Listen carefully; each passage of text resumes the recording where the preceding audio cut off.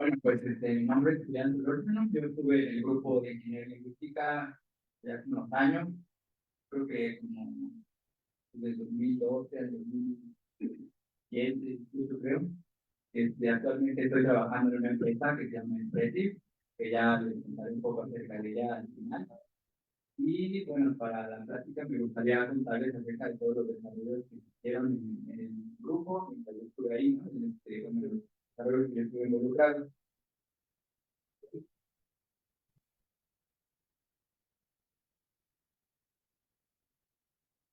El grupo de ingeniería lingüística, como que ya habrán estado mencionando varias veces a lo largo de cada plática, pues es un grupo de investigación interdisciplinaria en donde pues, tenemos la informática, la inteligencia artificial, la lingüística, ¿no? La lingüística aplicada, varias áreas que se conjuntan, ¿no? Así que pues, busca desarrollar especialistas en estas áreas de investigación en los sistemas, ¿no? Y también es algo muy importante, como lo dice ingeniería, ¿no? Entonces, pues una parte importante es la creación de herramientas computacionales que permitan pues, hacer análisis y procesamiento de texto, de lenguaje, ¿no? Y pues tenemos desde temas lexicográficos, diccionarios inversos, sistemas de traducción automática, sistemas de detección de plagios, sistemas de similitud textual, ¿no? De los cuales ahorita voy a hablar de un par de ellos, ¿no? Más a fondo. Pero bueno, el punto es de que pues, la iniciativa que se quiso hacer fue que todas esas herramientas, que a lo mejor algunas de ellas pues, surgen como resultado de ciertas investigaciones, ¿no? Y se usan para cierta investigación y pues quedan a lo mejor como un espíritu de Python ahí olvidado, ¿no? Pero el punto es que queremos que pues estas herramientas pues, salgan más a la luz, puedan ser usadas por el público en general, por la comunidad académica, por otros investigadores, por estudiantes, ¿no? Entonces, eh, pues la iniciativa que nosotros la que estuve participando, porque todas estas herramientas, pequeñas herramientas, grandes o pequeñas que pudieran salir del grupo, pues estén disponibles en la web, que todo el mundo las pueda usar, ¿no? Eh, entonces, pues, digamos que de alguna manera como productivizar todas estas herramientas y que queden disponibles, ¿no? Para cualquier persona que desee usarlas. Entonces, pues, de alguna manera como de laboratorio a la web, que queden accesibles y así crear un ecosistema de aplicaciones, ¿no? Unas aplicaciones del grupo de ingeniería lingüística, entonces que queden homologadas de alguna manera, ¿no? Y entonces para hacer esta homologación o para poder tener este ecosistema, la parte más importante que se hizo fue la parte todo el corazón o las cosas que une a todas esas aplicaciones y puede hacer que este ecosistema sea rico, es el sistema gestor de recursos, ¿no? Eh, ¿Por qué? Porque pues, el corpus, los corpus de texto, los datos de entrenamiento, pues es lo que decía Víctor hace rato, ¿no? O sea, algo de lo más importante para cualquier modelo, para cualquier aplicación, es tener los datos de entrenamiento o sobre los cuales se van a hacer pues la conocimiento, la investigación, ¿no? Entonces, cualquier aplicación que tenga que ver con tecnologías del lenguaje, pues parte a partir de llámese corpus, llámese datos de entrenamiento, ¿no? Lo que mencionaba Víctor. Entonces, lo que se desarrolló fue un montón de corpus, lo cual permite que cualquier persona pueda subir sus datos de entrenamiento, sus corpus, sus textos, si quieren analizar, que queden en un repositorio central y a partir de ahí entonces cualquier otra aplicación se puede conectar a ese repositorio, puede pues, generar los análisis a partir de esos documentos, ¿no? Esto es el corazón de todo el ecosistema, lo que une a todas las aplicaciones, ¿no? Todas las aplicaciones se van a unir a un repositorio central. Es, permite a los usuarios compartir documentos y pues, si un usuario sube unos documentos para ciertas cosas que son públicos, pues entonces ahora además otros, la comunidad se puede beneficiar de ellos, ¿no? De otros proyectos. Puede ser una gran herramienta para la colaboración académica. Eh, entonces, pues hay varias desarrollos que se han hecho a lo largo del tiempo en el CIP, están los corpus que se pueden buscar, ¿no?, las concordancias, o sea, buscar dentro del corpus de concordancias. Tenemos aplicaciones de similitud textual, tenemos aplicaciones de detección de plagio, ¿no? Todas ellas conectadas a un único repositorio de documentos. Les voy a hablar de un par de estas aplicaciones, ¿no? Supongo, ¿no?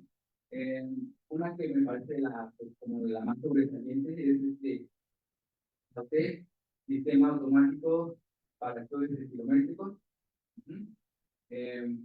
Bueno, esta herramienta, esta línea de investigación, llevada a cabo por la doctora Fernanda, que fue mencionada por Jorge, está en el ámbito forense, ¿no? Es una línea de investigación que trata de encontrar por medio de análisis estadístico el estilo en el que está escrito un texto, ¿no? Unos documentos, y así poder pues, comparar, cuantificar de alguna manera el estilo de un autor contra otro, o el estilo en el que una persona escribe contra otra, ¿no? De hecho, mi tesis bueno, yo me titulé por artículo académico y fue sobre este tema, ¿no? sobre los análisis kilométricos, ¿no? Que es tratar de cuantificar el estilo en el que está escrito los textos. ¿Para qué? Para el ámbito forense, pues una carta, un documento, algo que no se sabe quién lo escribió, pero es importante para un caso. O sea, quién escribió esto, quién es probable que haya escrito esto, tenemos tales sospechosos, quién es más probable, ¿no? A quién se le asigna la mayor probabilidad de que lo haya escrito.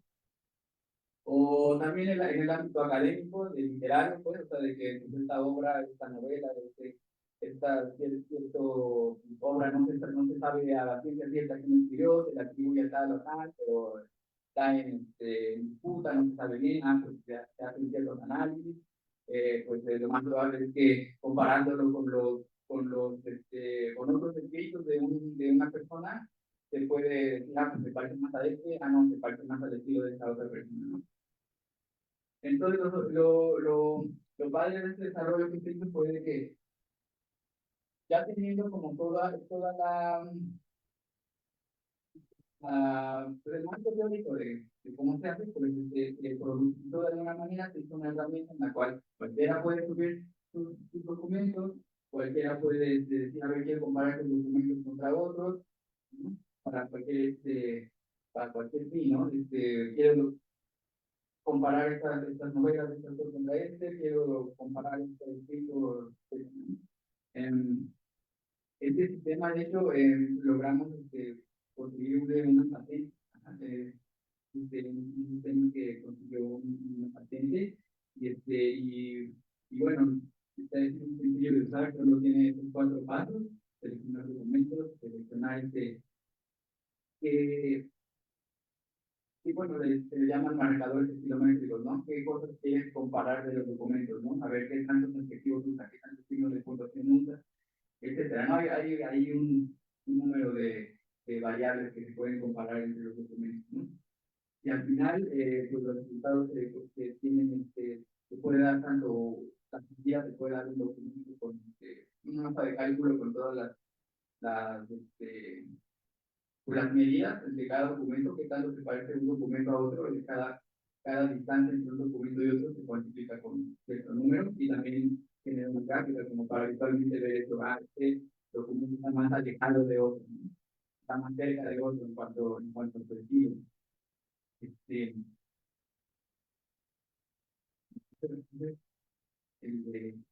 Bien. Tenemos también el símil, que es es parecido porque también se trata de comparar documentos entre sí, pero en este caso no vamos a comparar el estilo como tal, no tanto saber quién lo escribió, qué características tiene que lo escribió, sino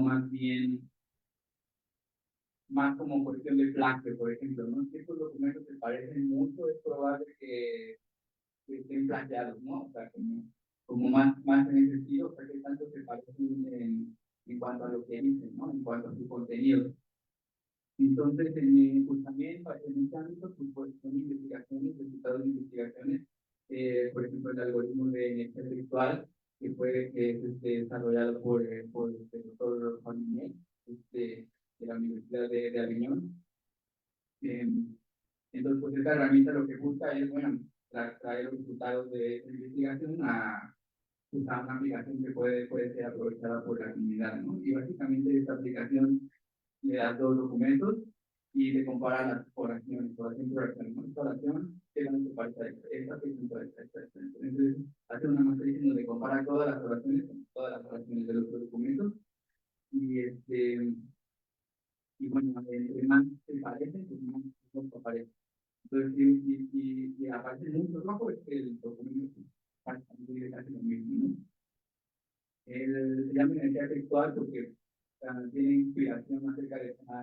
tiene inspiración, este algoritmo toma su inspiración a partir de procesos físicos, eh, como haciendo una similitud con los campos magnéticos, ¿no? O sea, como que trata como si cada palabra fuera de alguna manera una partícula que tuviera un fil magnético y es que tanto interactúa cada una con las demás, ¿no?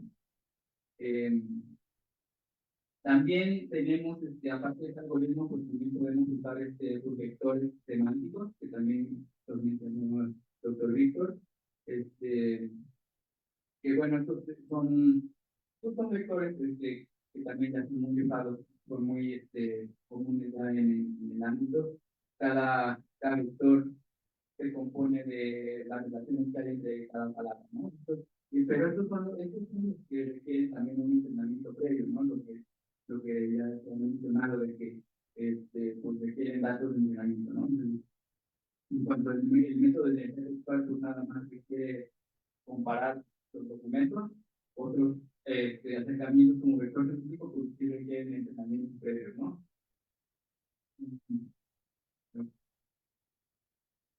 Y bueno, me gustaría también entonces platicarles un poco de la empresa en la que estoy ahorita y pues cómo se relaciona, ¿no? Qué cosas similares puede haber o qué puntos en común hay, ¿no? Con el desarrollo que les he dicho. Bueno, esta empresa se llama Expressis.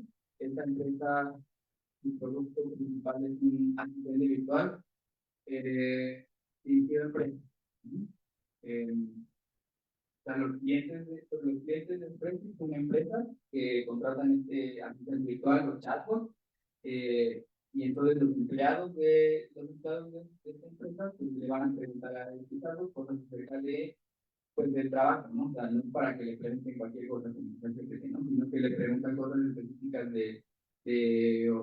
¿cuál es la política de vacaciones? Ay, se me olvidó mi password, ay, necesito una nueva laptop, ay, se descompuso no sé qué, el wifi no sirve, cosas así, ¿no?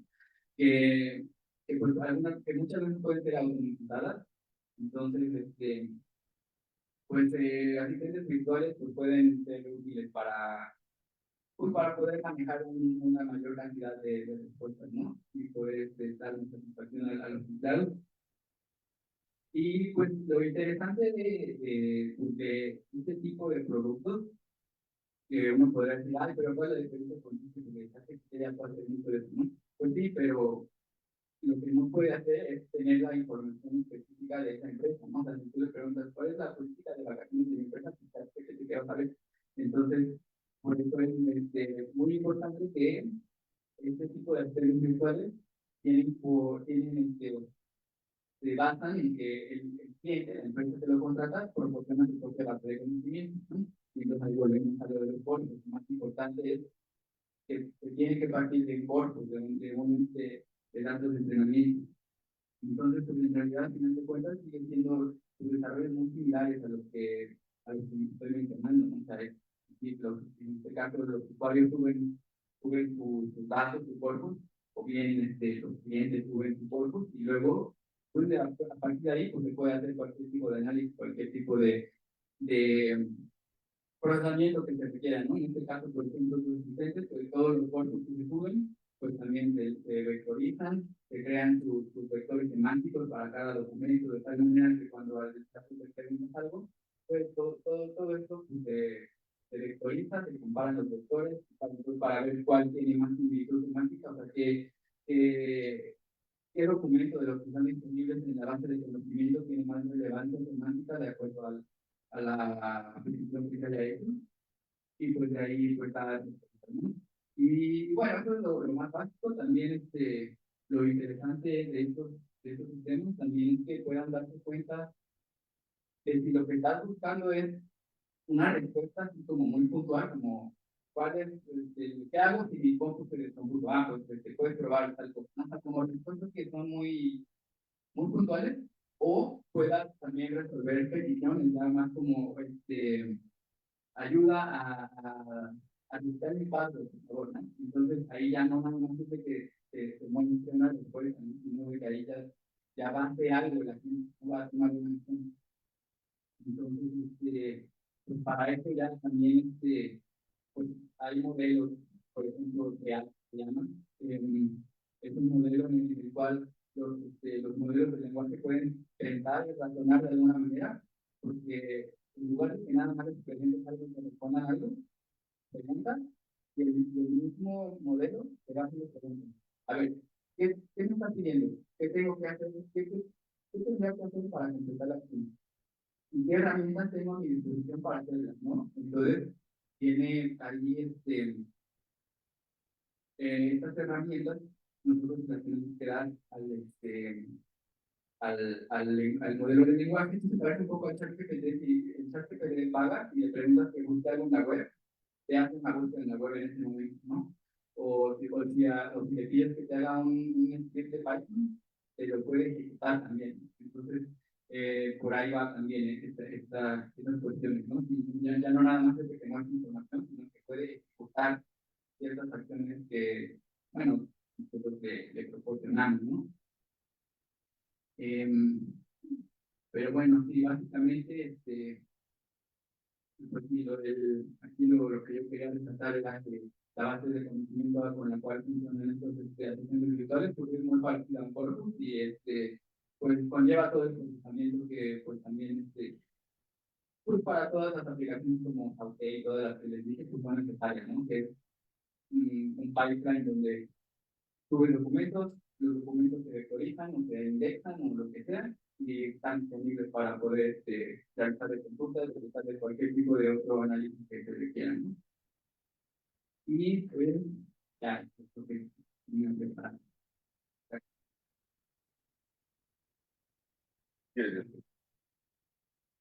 Bueno, creo que la tengo. Bueno, yo les puedo presentar el tema de procesamiento de lengua de señas, aunque más específicamente les voy a presentar el tema de procesamiento de lengua de señas en el contexto de llegada al Chile en el año 2016. Bueno,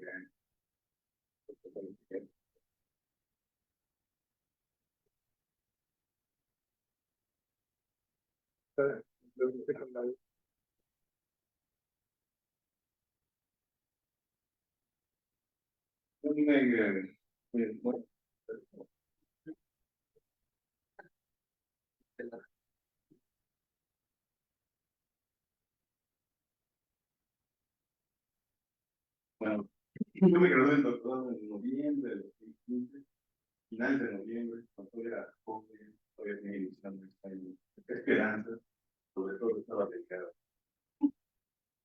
Hice mi doctorado en un programa que se llamaba Imagen e Información de Intermedios y trabajé principalmente en el área de procesamiento de imágenes en computador.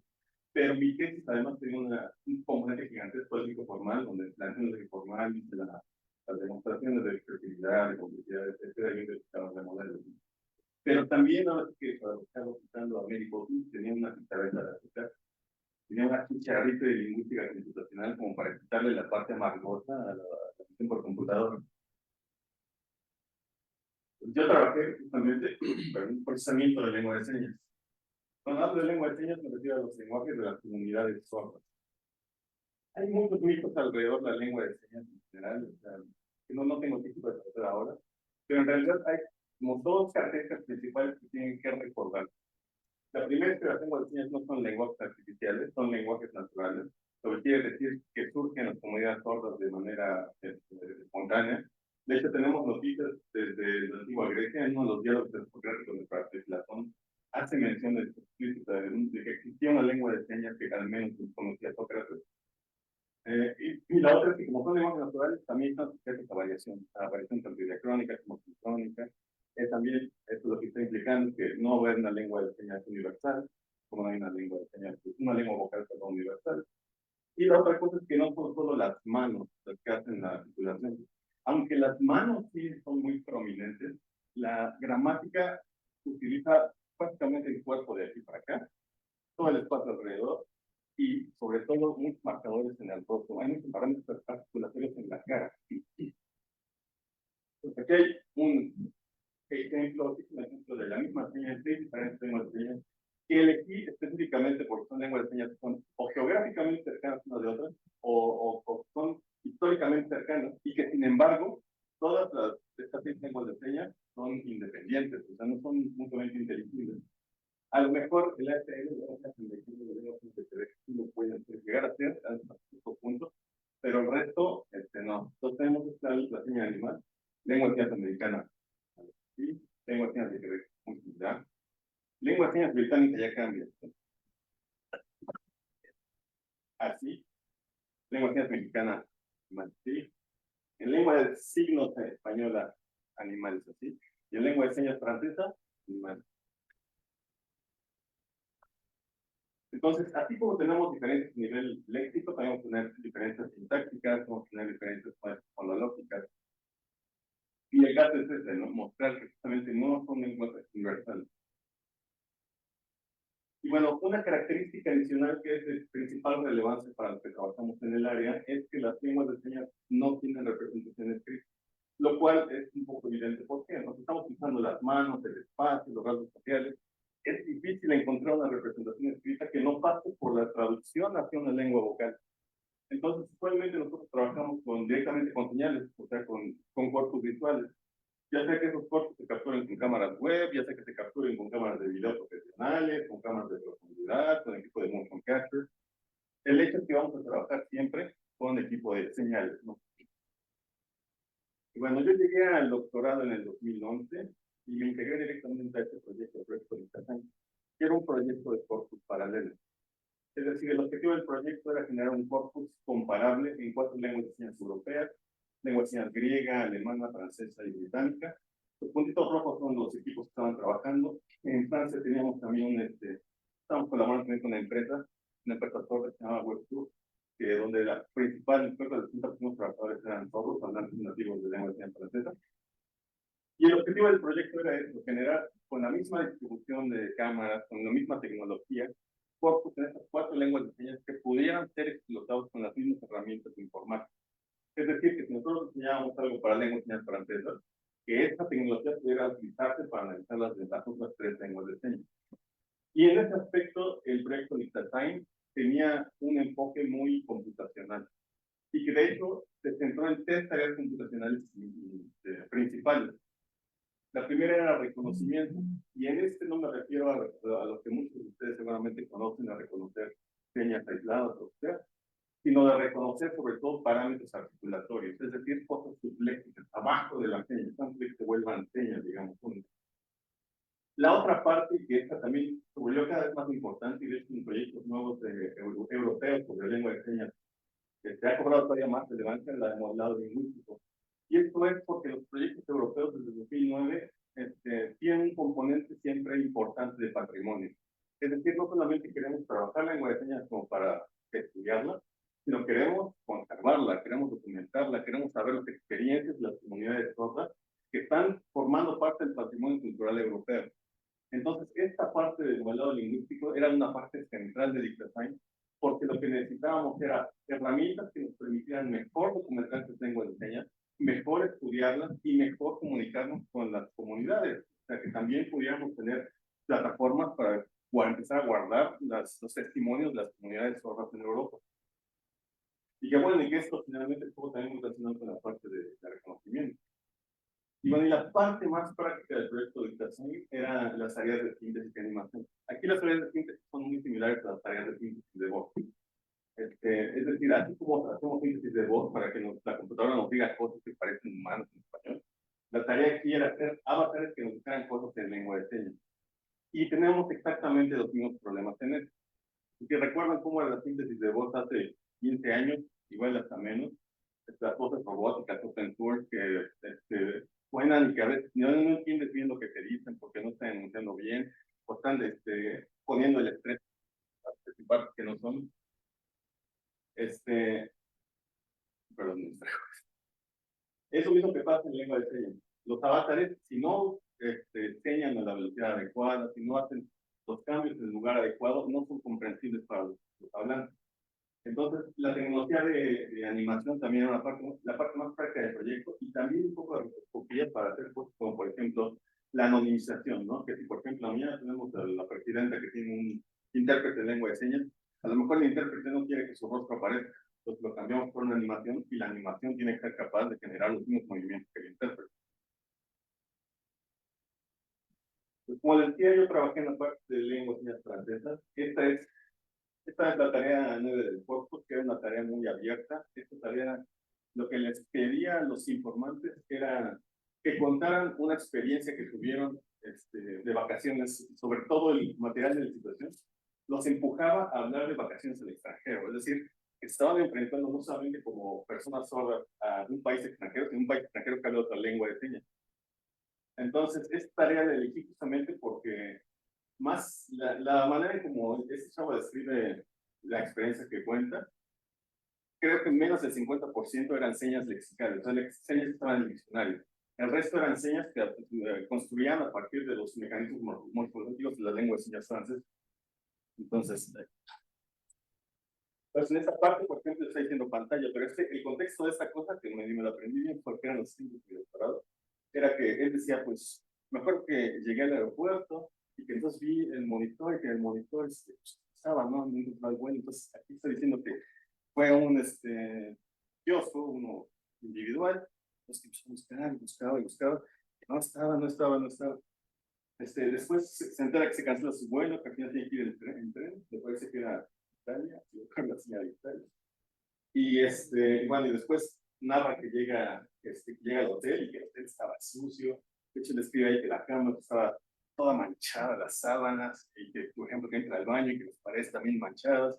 También describe, por ejemplo, la bañera que tenía sarro alrededor de toda esa parte. Entonces, justamente de todas esas señas que él hace, la gran mayoría son señas que no van a encontrar en el diccionario, pero se hacen por el sistema morfológico que tiene la lengua española. Y que eso era interesante para la cosa que yo estaba estudiando. Mi tesis de doctorado se basaba en la notación de características fonético-fonológicas automáticas. Y para esto me basé en un modelo lingüístico de los 80, que es el modelo de Lilly Johnson, que básicamente lo que hacen, prácticos, es que separa la articulación en diferentes intervalos. Cada intervalo medio corresponde a una consonante o a una vocal. Y bueno, ellos veían como un todo. En mi caso, como lo que queríamos era analizar lo que había al interior del video, intenté generalizar esa noción y entonces en lugar de ver esto como un todo, intentaba codificar la información individual de las manos, el rostro, el espacio, etc. Y todo eso lo extraía con tratamiento de imagen o sin por computadora hacia una representación súper formal, que es otra cosa que un diagrama de Creepy para los que han llevado lógica alguna vez. Y después, aquí intentábamos revisar qué propiedades podíamos encontrar en el video ya utilizando una lógica, ¿no? Ya utilizando algo que era independiente un poco del procesamiento de imagen. Este es un ejemplo así muy rápido de cómo se hace con la mano izquierda y derecha. Es un montón de información, todo esto, los algoritmos de tracking, segmentación, etc. Esta cosa de aquí era un poquito más compleja porque normalmente cada uno de los estados hacía referencia a un subdiagrama de Creepy de estas líneas porque me gusta complicarme la existencia. Y bueno, y esto era generalizable a N cantidad de canales de simplificación. Y la idea era encontrar, por ejemplo, cosas como esta, ¿no? Sí, bueno, si recuerdan, este video lo que pretendía, lo que les pedía en la realización era recordar algo. Entonces, estas son las dos primeras señas del video. Él está diciendo, me recuerdo que hace mucho pasó esto, ¿no? Entonces dice recordar y luego hace una señal pasado. Entre el cambio de la señal recordar y la señal pasado, hay un intervalo de tiempo en donde está preparando la señal siguiente. Digo recordar, y después en lo que preparo pasado, todos los algoritmos detectan aquí que hay un intervalo que puede ser consonante o vocal, pero que para nosotros no tiene información porque eso nada más es un intervalo de preparación. si no hubiera hecho recordar, si hubiera hecho otra seña, hubiera dicho hola, buen día. Hubiera hecho buen día, en el pasado hice algo, y el cambio iba a ser diferente, es buen día, iba a ser así, no iba a ser del centro para arriba. Entonces la idea justamente, si esto lo podemos modelar con un diagrama formal, en donde cada una de esas cosas es un nodo, entonces este nodo va a tener realmente información basada en el contexto de lo que hay en los nodos alrededor, que a lo mejor nos puede decir si esto es una particulación. Y de hecho, en los experimentos iniciales parecía que sí, pero pues, ahí terminó mi doctorado y lo demás le correspondía al siguiente güey que llegaba en la fila, ¿no? Ya, y creo que es el último, entonces. Ya se llegó mucho de eso, pero la idea era justamente eso. Entonces, yo terminé el doctorado con ese tema. Y pues en el paso siguiente, el postdoctorado, lo más evidente para mí era irme a la parte de visión, porque finalmente eso era lo que más trabajé. Estaba en un grupo de visión, las cosas querían doctorar en visión por computadora, tratamiento de imagen, o MATLAB para visión por computadora. Sin embargo, a mí la visión por cosas personales siempre se me hizo un poco sucia, un poco aburrida, no sé, algo sosa. Irónicamente, las mismas adjetivos que me aplicaban mis estudiantes de contarme, pero sí para eso. Entonces yo descarté rápido esta parte de visión por computadora y dije, pues, me gusta la parte formal, la parte teórica, me voy a la parte teórica. Y como tenía que pagar la unidad con así, pues consulté al primer teórico que conocía, que era mi asesor de maestría hace rato, y fue el Instituto de Matemáticas y le dije, pues necesito pagar mi unidad con así. Y me gusta la parte teórica, no me gusta teoría de la computación. Y estuve ahí como 6 meses, hasta que un día Sergio viene y me dijo, oye Arturo, pues no te voy a mentir, no tenemos dinero para financiarte. Y pues para mí era importante pues, comer, ¿no? Todos los días. Entonces, empezamos a buscar financiamiento, Sergio empezó a proponerme, a lo mejor puedo regresar a Francia, un grupo que colaboraba en REN, pero yo acababa de regresar y no, la verdad no quise pasar los trámites migratorios. Y todavía tenía la tercera pata, ¿no? Tenía la parte de lingüística computacional, porque dije, bueno, pues en mi comité doctoral incluso tuve un lingüista experto en fonética y fonología de lengua de señas, y lingüística.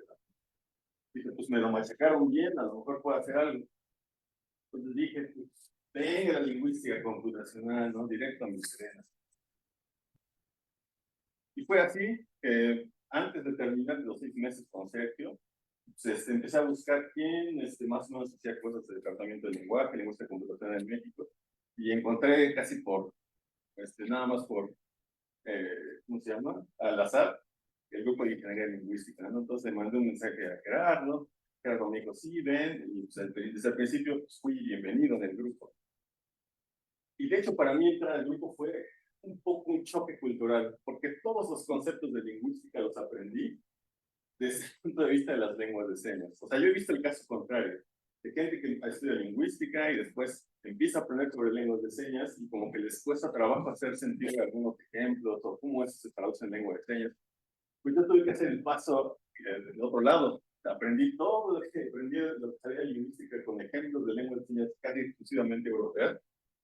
Y después llegué aquí y tenía que aprender todo eso con ejemplos que no me quedaban del todo claros con el español, el inglés, las lenguas indígenas, las vocales. Y todo lo que yo sabía tenía una idea un poco torcida, digamos, un poco distinta de lo que aquí trabajaban. Entonces yo sabía gestión de cuerpos porque trabajé toda mi doctorado con cuerpos visuales. Me obligaron a aprender el ANTES, la principal herramienta que utilizan los lingüistas de lengua de señas para anotar los cuerpos. O esta ILEX es una herramienta de lexicografía para lengua de señas, pero no tenía ni la más mínima idea de cosas como Fetch Engines, CWB y por extensión de GEC. Entonces tuve que aprender todo eso, de cómo se tratan cuerpos textuales. Lo mismo, procesamiento de texto. Mi principal trabajo fue el procesamiento de video, evidentemente, y los documentos escritos. En la maestría probablemente hice algo de procesamiento de texto, pero de nuevo fue en el GIL que tuve que trabajarlo para aprenderlo, ¿no? Y que afortunadamente también el GIL eran bastante abiertos para eso, para como recibían gente con muchos backgrounds distintos, pues ¿cómo se llama? En el mismo tren podía subir y las cosas que no conocía, pues órale, a adquirirlas. La parte de visualización fue particularmente extraña, porque trabajando con videos de lengua de señas, como nosotros visualizábamos las cosas, es que agarrábamos el frame de video y sobreponíamos lo que sea que fuéramos a mostrar, pues, cosa que ya no es tan posible a partir de los documentos escritos. Y bueno, y tuve que familiarizarme de plano con las tareas de PLN, con la parte de resumen, análisis, publicación textual, etcétera, etcétera. Y bueno, y definitivamente eso cambió la forma de carrera. Mientras fui académico, continué trabajando en cosas de clasificación, análisis de texto, resumen automático. Empecé a trabajar mucho hacia el final en recuperación de la información, sobre todo porque esto ya empezaba también a combinar mucho de la parte teórica que a mí me gustaba. Y de hecho sí trabajé un poquito en representación de videos de LSM también, por gente que conocía en el GIL. O sea, en algunas conferencias que fuimos al GIL, conocía a Miroslava Cruz, lingüista de lengua mexicana. Y con ella y con algunos colegas de ella he trabajado un poquito en representación de videos de lengua mexicana. Pero bueno, en realidad ha sido relativamente poco porque a diferencia de lengua francesa me ha costado mucho más trabajo empezar a adquirir la lengua mexicana. Y bueno, son las preferencias, no sé si esto se va a subir en alguna parte. Les recomiendo sobre todo que si les interesa el tema que lean este último, porque los guantes de lengua de señas no ayudan a la gente joven. Este artículo, cada vez que llega un alumno que quería trabajar en algo como esto, se lo ponía a leer para que no incurriera en problemas éticos a la hora de abordar la investigación. Y bueno, es una referencia del diccionario. No sé si tengan una pregunta. Muy bien, gracias.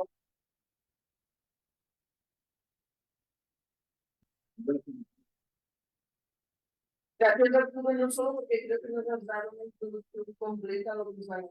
¿Tienes permisos? Ahí va. De acuerdo. Bueno, pues aquí les dejo con Alejandro Molina. Hola, ¿qué tal a todos?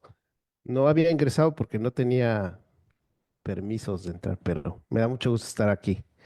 Miren, pues yo les voy a platicar el día de hoy un poco mis andanzas por el GIL y sobre todo, pues cómo estos aprendizajes derivaron en parte de mis proyectos de investigación que llevo actualmente.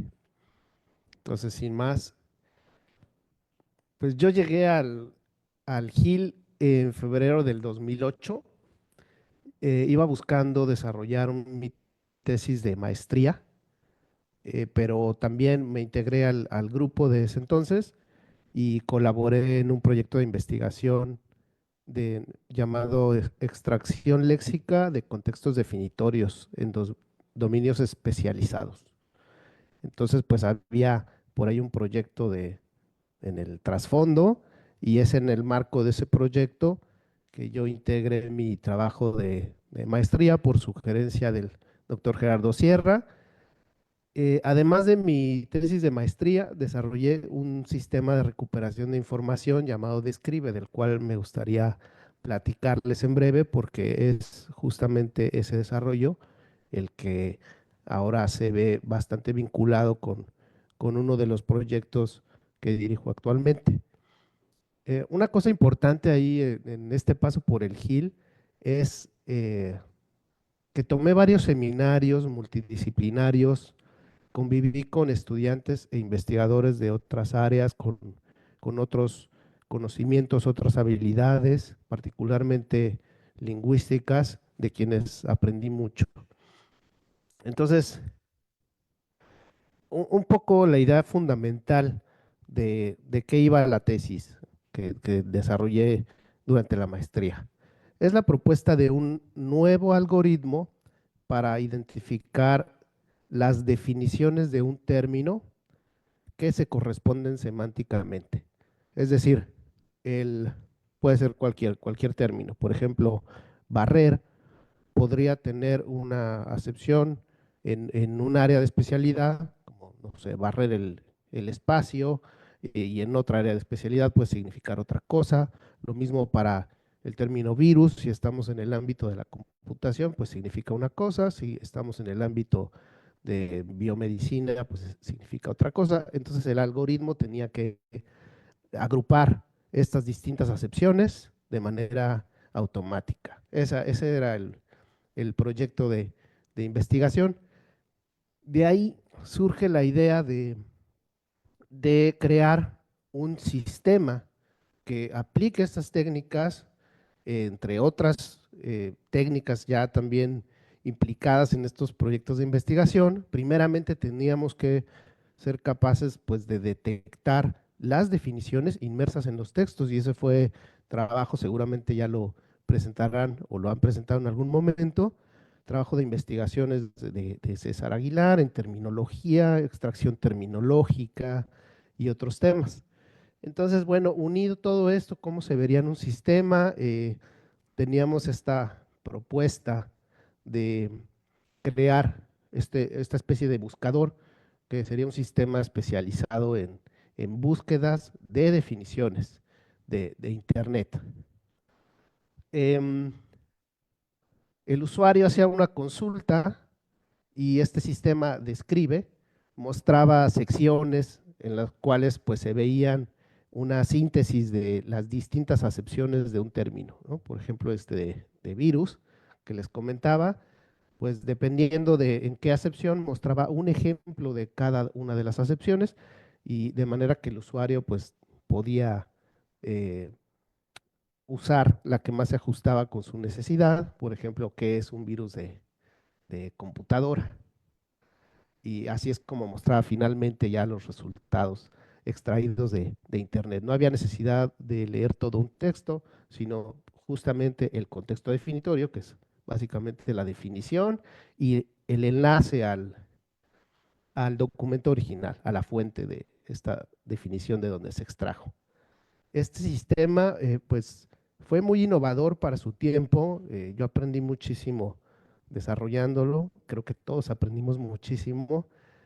Se pensó incluso en una patente, se participó en un concurso como innovación del año y nos unió a muchos participantes del grupo en ese entonces, por pues la envergadura de la ambición del sistema, de lo que queríamos hacer y el poco conocimiento que teníamos para hacerlo realidad, pero pues al final avanzamos bastante.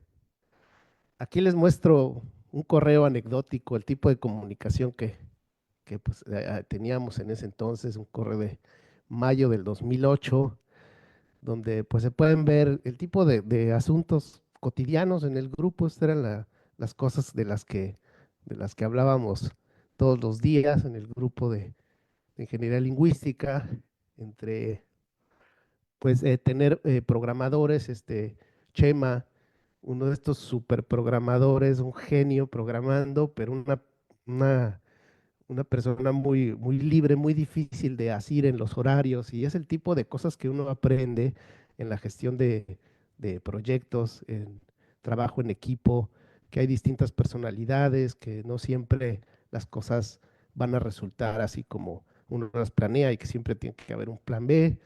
El tema del presupuesto, a veces había, a veces no había. Cuando había, pues cómo se podía ejercer para hacer este desarrollo de manera profesional. También la intervención de muchas personas para unir varias partes que involucraban el trabajo lingüístico, otras veces el computacional, trabajo matemático, además de hacer eh, investigación, ¿no? Pues la parte de innovación estaba presente tanto en la manera de extraer las definiciones como en los algoritmos de agrupamiento, como en otros procesos. Entonces, lo más valioso, aprendimos y construimos todos juntos.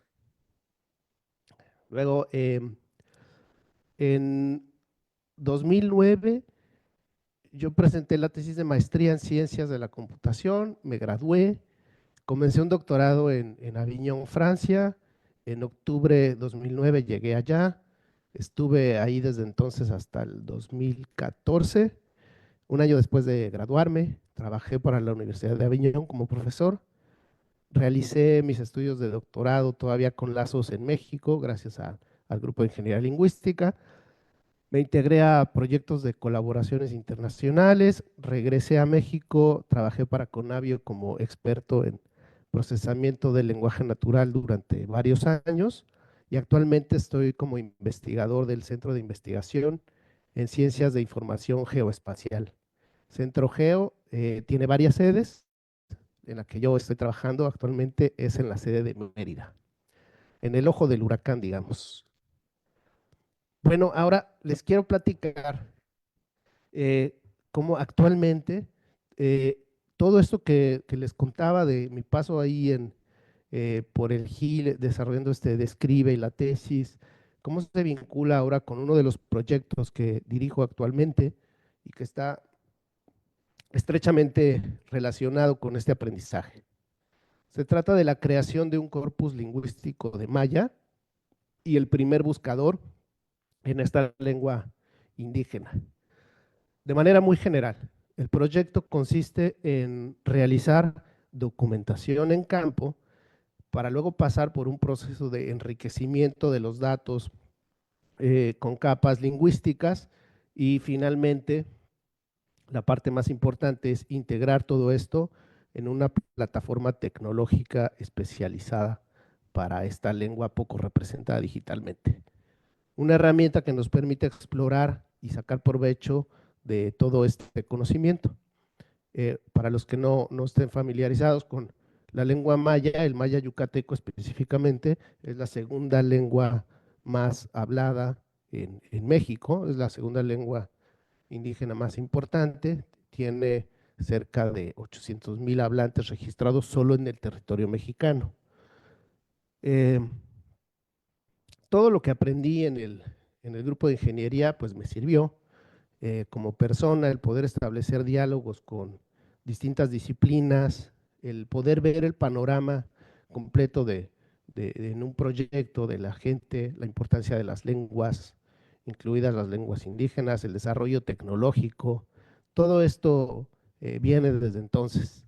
Por ejemplo, las grabaciones de este proyecto vienen de campos, son procesadas mediante software especializado en anotación lingüística, que incluye segmentación, transcripción al maya, traducción al español, glosado y en algunas ocasiones otras capas. Evidentemente esto solo puede ser realizado por mayablantes y tenemos mucha colaboración con lingüistas mayablantes. Y gracias a esta interacción de disciplinas, yo creo que es más natural para algunos que tuvimos la fortuna de interactuar directamente con grupos transdisciplinarios, pues podemos platicar, ¿no?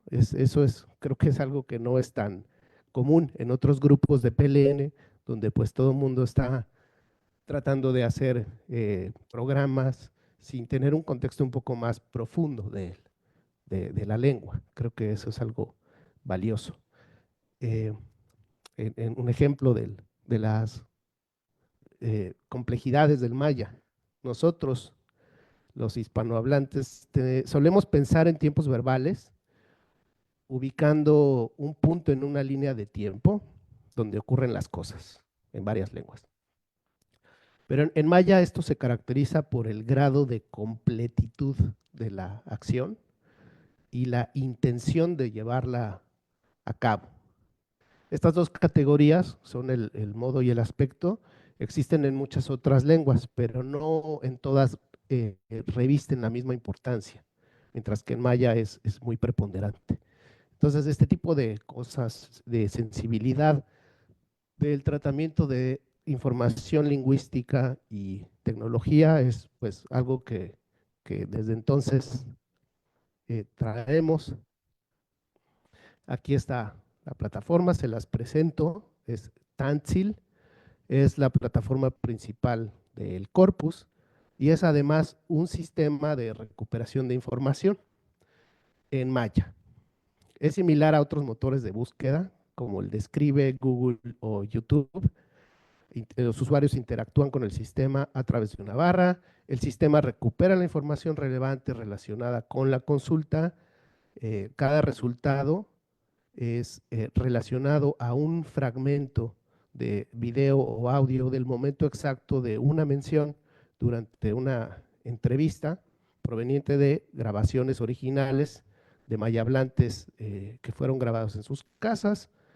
La plataforma permite incluso buscar en otros idiomas, en español, o este año estamos incorporando inglés y obtener el original en maya, se puede leer la traducción, se pueden filtrar los resultados por criterios geográficos, podemos ver y escuchar las entrevistas completas, se pueden descargar los resultados listos para ser utilizados en cualquier propósito, desde la generación de materiales educativos, los cuales no hay muchos para lenguas indígenas, diccionarios, preparación de un curso, entre otras posibilidades. Entonces, pues esto es fácil de usar, pero no es tan fácil hacerlo una realidad. Y pues estamos orgullosos de de los resultados que hemos obtenido hasta ahora con esta plataforma y cómo las andanzas por el Gil me sirvieron para saber cómo enfrentar algunos de estos retos, entre los cuales pues mencionaría la dificultad para conseguir financiamiento, la integración de equipos con personas cuyos perfiles son muy diversos, muy especializados, incluso otros retos como el acceso a las comunidades, la construcción de tecnología para una lengua que, a diferencia de el español o el inglés, no tiene recursos. Por ejemplo, no puedes hacer traducción automática o corrección porque estas tecnologías aún no existen para el maya, pero esperamos que gracias a este proyecto algún día contaremos con ellas. Y bueno, pues como conclusión, podría decir que mis andanzas por el Gil fueron determinantes para llevar este proyecto de gran relevancia para México y para la lengua maya, y los invito a usar el sistema o contactarme para colaboraciones. Es tansil.com.mx. Muchas gracias por su atención.